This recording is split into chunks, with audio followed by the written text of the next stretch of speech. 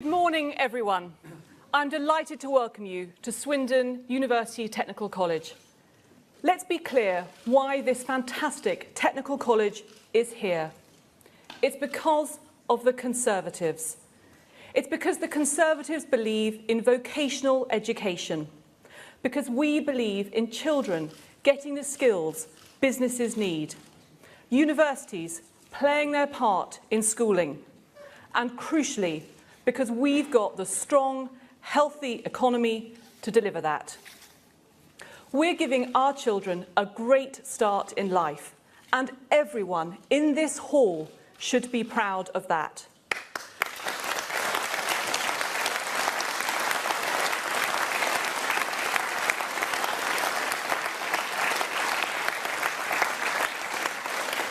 Flick through to the education pages of our manifesto and you'll see more plans to spread opportunity. We have already opened 30 university technical colleges in this Parliament. In the next, we will go further. We will extend fantastic training like this the length and breadth of Britain, not just with a few more UTCs here and there, but a UTC within reach of every single city in this country.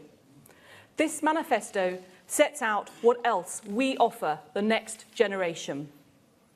A good primary school place for every child. Resits in English and maths for those who don't make the grade in primary school. The best head teachers taking the helm of failing primaries. Coasting secondary schools shaping up or being taken over. 500 new free schools offering more choice for parents. And a country that delivers the best maths, science and computing education in the world. We can do it. How do I know that? Because the party of aspiration and the party of hope, the party that will do whatever it takes to give our children the skills they need, whatever their background, wherever they're from, that party is right here in this room, and I'm very proud to be a member of this team.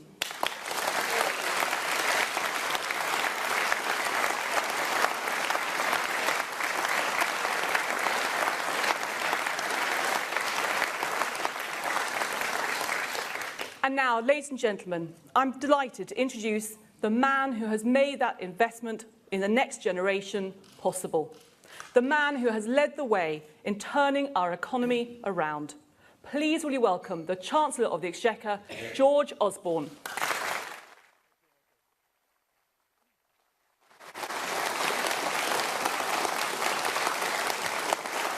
Well, thank you very much, Nicky. 5 years ago, at the launch of our last manifesto, David Cameron promised decisive leadership to restore stability, reduce the deficit, and to unleash the job-creating potential of British businesses so the nation could get back to work. 5 years later, we can report today on a record number of jobs, record low inflation, the deficit halved, the national debt share falling, growth returned and stability restored. And these are not abstract economic achievements. They mean work for people who were unemployed. Opportunity again for families whose futures were bleak. And now, in this manifesto, we commit to finish the job that we have started.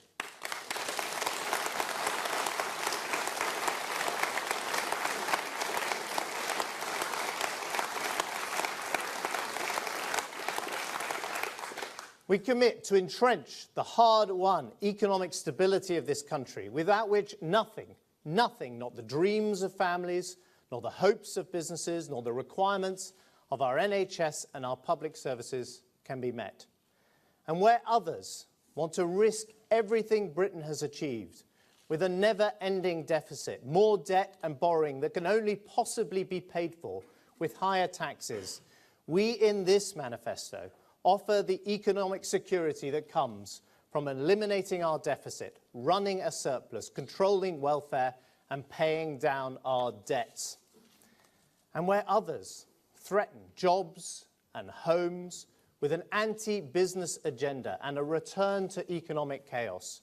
We, in this manifesto, offer 1 million new families home ownership, 2 million people new jobs, 3 million people new apprenticeships.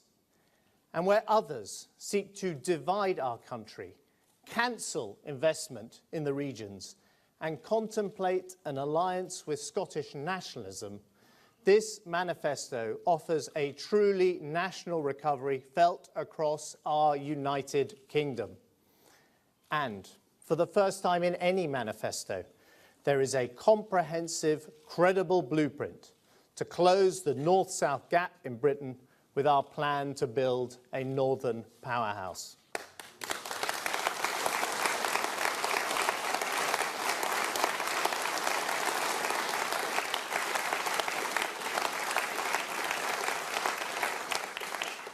And where others will cut your income with higher taxes, in this manifesto we cut your income tax. We take the family home out of inheritance tax, increase the threshold on the higher rate tax, and, as you'll hear shortly, make a historic commitment to the low and middle paid so you keep more of your money tax-free.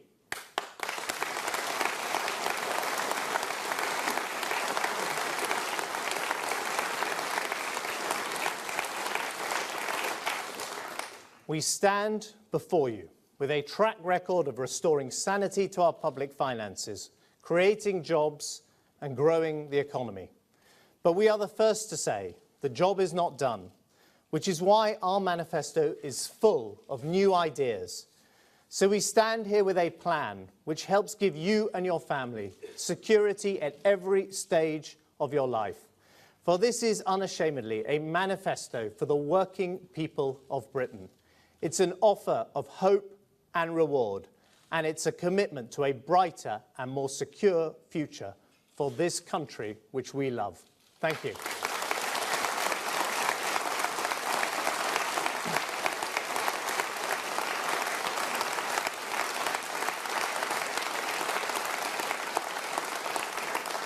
Now, please welcome our outstanding Home Secretary, Theresa May.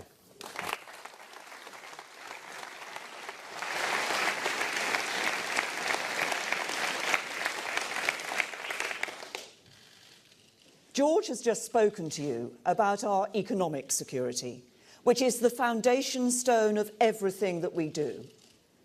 I want to talk to you about another type of security that is vital to our way of life, indeed our very existence, our national security. Over the last 5 years, we've done everything possible to keep this country safe. We haven't just protected counter-terrorism budgets, but increased them. We've legislated to give the police and security services important powers. And unlike Labour, we've confronted not just violent extremism, but extremism in all its forms. I've excluded from Britain more hate preachers than any Home Secretary before me.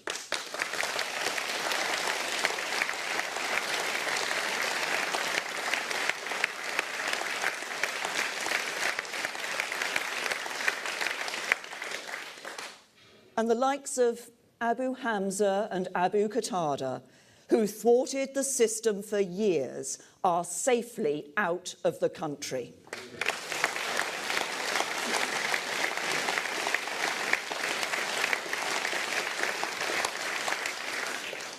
A majority Conservative government would go further, and our plans are in the manifesto. We will legislate to give our agencies the access they need to communications data so they can properly identify and investigate serious criminals and terrorists. We have a new plan to confront and defeat extremism, which involves many specific policies: changes in our citizenship laws, a review of Sharia law, a database of school governors, new rules requiring foreign religious workers to speak English, a Helping Isolated Communities programme, and many more. But at the heart of the plan is the confident promotion of British values. and an open and inclusive proposition. Everybody in our country is equal, and everybody is free to lead their lives as they wish. But you don't just have the freedom to live how you choose to live. You must also respect the freedom of others.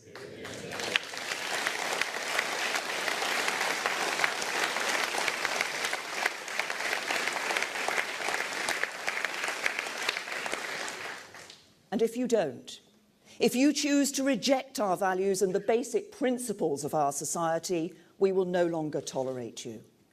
So on national security and on extremism, as with the economy and our public services, you face a clear choice at this election. A coalition of chaos led by Ed Miliband and the Scottish Nationalists, or stable, competent majority government led by David Cameron.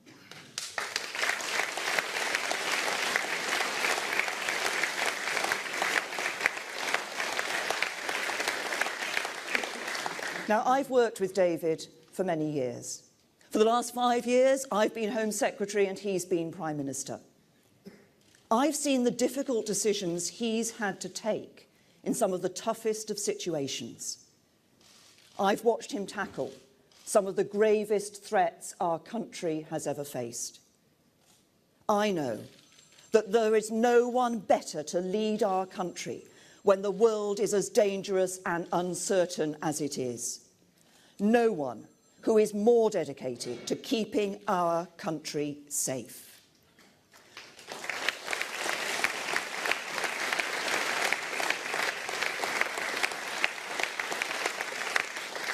But before we hear from the Prime Minister, let's just remember where we began.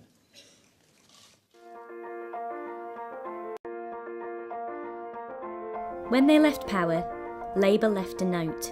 It read, "There is no money." 5 years on, notes of a different kind are turning people's lives around. Job offers, with 1,000 more people moving into work every day, providing for themselves and their families. Lower tax bills, with income tax cuts for over 26 million people, so families keep more of the money they earn. Apprenticeship offers, with 2.2 million more apprenticeships, helping people learn the skills they need to succeed in life. Mortgage approval letters, with 326,000 first-time buyers moving into their own home last year. Confirmation of school places, with 1 million more children in good or outstanding schools. These notes are the result of a plan that's clearing the deficit, investing in schools and hospitals, and helping families get on. That plan is about giving you security at every stage of your life, so never forget the note Labour left, and how far Britain has come. Today, this is our note to you. Let's keep going, to build a brighter, more secure future for you, your family, and our country.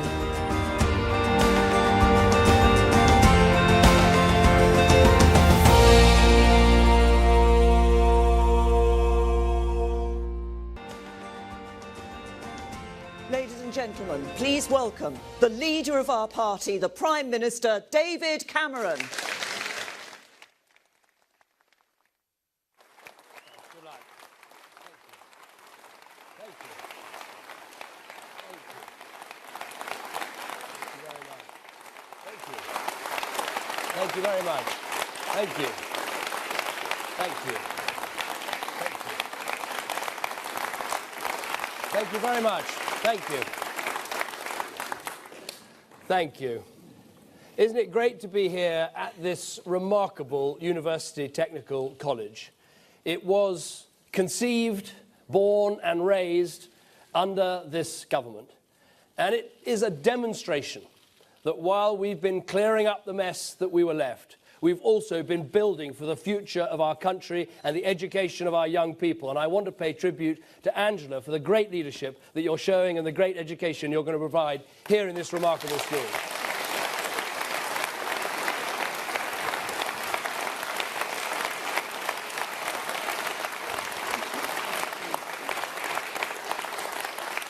Now, at the heart of this manifesto is a simple proposition. We are the party of working people, offering you security at every stage of your life. If you're a young person looking for